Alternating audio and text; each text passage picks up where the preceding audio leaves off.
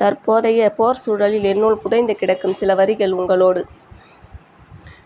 இந்த நீரும் நிலமும் மனிதர்களுக்கு மட்டுமானது அல்ல.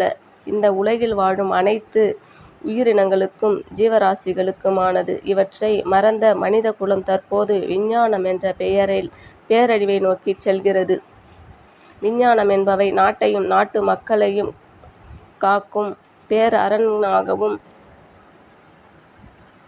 வருங்கால சந்ததியினருக்கு வழிகாட்டுதலாகவும் அமைய வேண்டும்.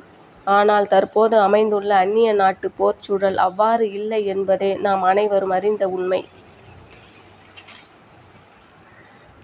முந்தைய கால மன்னராட்சியை சற்றே நினைவில் கொள்வோம். இரு அரசுகளுக்கு இடையே போர் என்றால் வீரர்களுக்கு இடையே மட்டும்தான் யுத்தமும் உயிர் சேதமும் தவிர குழந்தைகளுக்கும் சராசரி மக்களுக்கும் இல்லை என்பதே ஆகும்.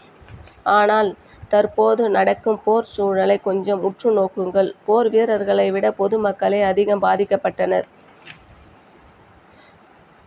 நவீன கால போர் மக்களை மட்டுமல்ல, இந்த மண்ணையும் சேர்த்தே கொள்கிறது. ஒன்றை மட்டும் தெளிவுபடுத்த விரும்புகிறேன். போர் என்பது நாட்டையும் நாட்டு மக்களையும் காப்பதற்காக என்றால் வருங்கால சந்ததியினருக்கு நாம் விட்டுச் செல்வது என்ன? ரசாயனங்கள் நிறைந்த மண்ணும் தண்ணீரும் சுவாசிக்க தகுதியற்ற காற்றும் இவை அனைத்தும் வருங்கால சந்ததியினருக்கு நாம் விட்டுச் செல்லும் பொக்கிஷம் என்று பெருமிதம் கொள்ளப் போகிறோமா நாம்? மண்ணை காத்தால் தன்னை மட்டுமல்ல வருங்கால சந்ததியினரையும் காக்கும் என்பதை உணர்ந்து செயல்படுவோம் அனைவரும். இறுதியாக நம்மாழ்வாரின் ஒரு சில வரிகள்.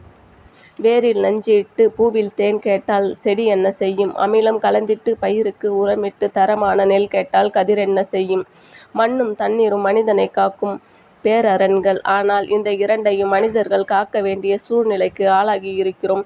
எக்காரணம் சொல்லியும் தவிர்க்கப்பட இயலாதது இக்கடமை. நாம் அனைவரும் பூமிக்கானவர்கள். நமக்கு நாமே சூளுரை கொள்வோம். இயற்கைக்கு தீங்கிழையேன். நன்றி, வணக்கம்.